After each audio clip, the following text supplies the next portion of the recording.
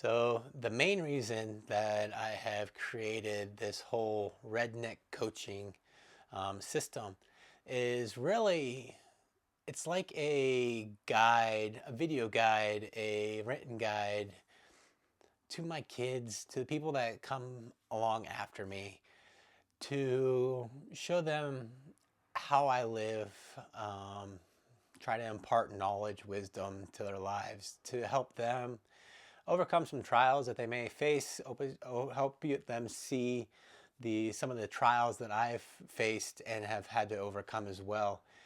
And that has kind of culminated into the Redneck Manifesto, guide, whatever we want to call it. Manifesto just seems to be a fun word that encompasses everything that it is. And with that, there's some commandments, kind of different ways to run business, different ways to run your life. And the first one is to love God and trust His process, because His ways are not our ways. And along with that, I'm going to give a story, actually, that we're living right now in my family and my life. When 2020, we all know what happened with all the shutdowns and everything else.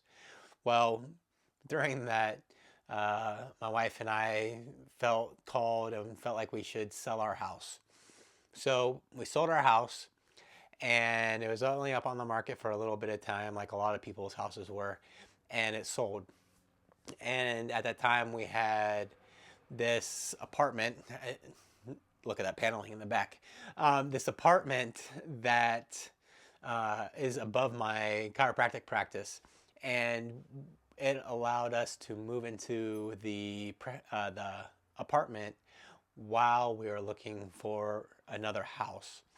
And we wanted to build something. We wanted some land, or if it was proper, we would have a house that was on land that would work for us. Excuse me. So we sold our house, and we found this beautiful piece of property. It was actually only a little bit after we sold our house. So we're like, okay, this is perfect. We're going to sell our house, move into this apartment for a little bit, and then we will build a house and move out onto that property. And so we went through a couple different builders. We found some floor plans that we liked, and everything seemed to fall through. So we went and took a step back. Okay, God.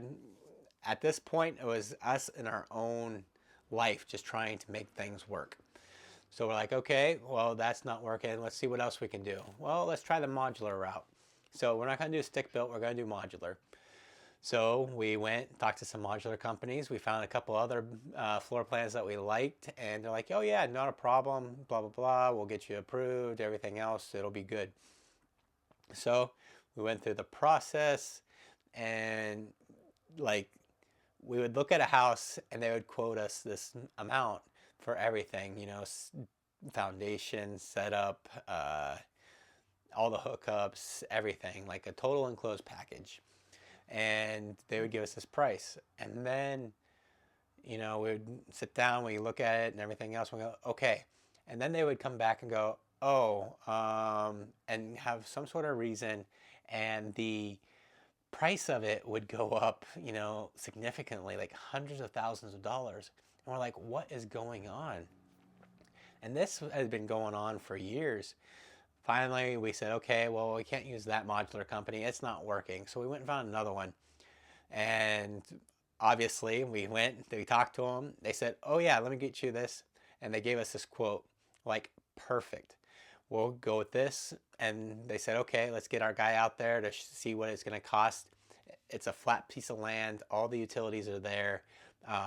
It's just a wonderful piece of property.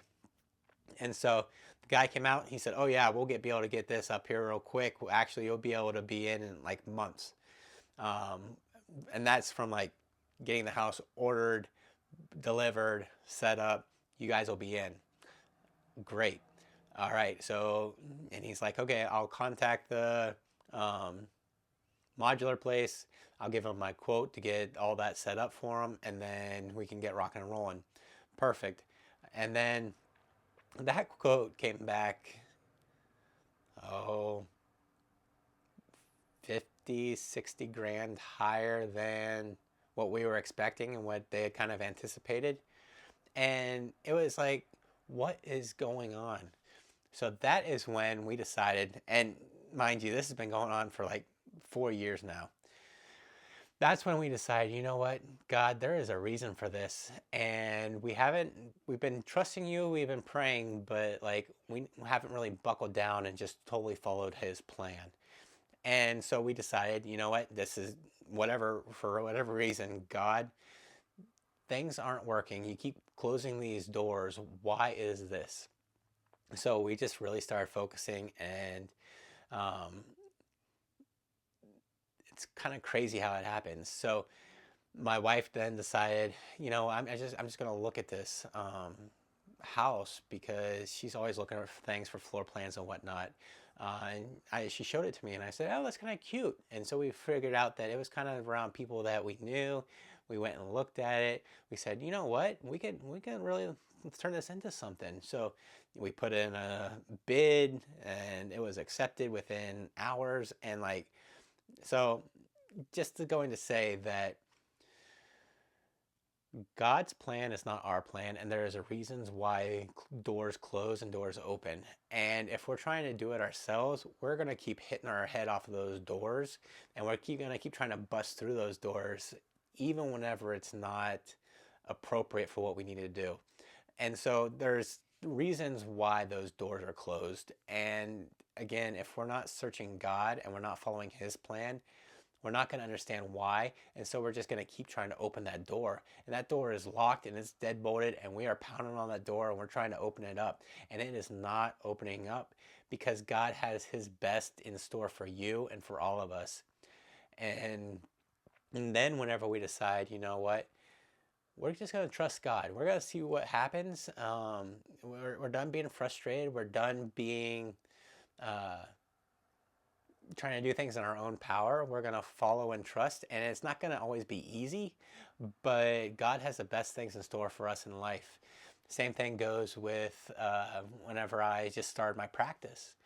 Um, I'm from a small town, and I wanted nothing to do with this town. I wanted to graduate, and I wanted to leave this town and see it in my rearview mirror and never come back.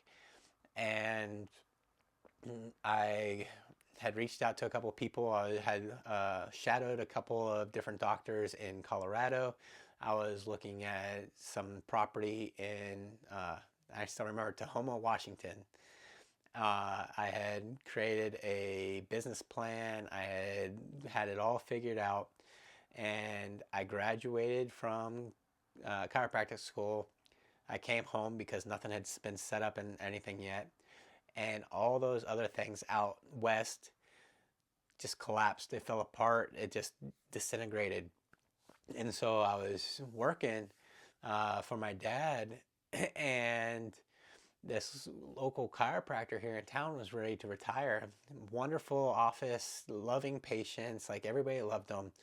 And uh, I had other chiropractors that I knew that had reached out and said, "Hey, do you talk to this guy?"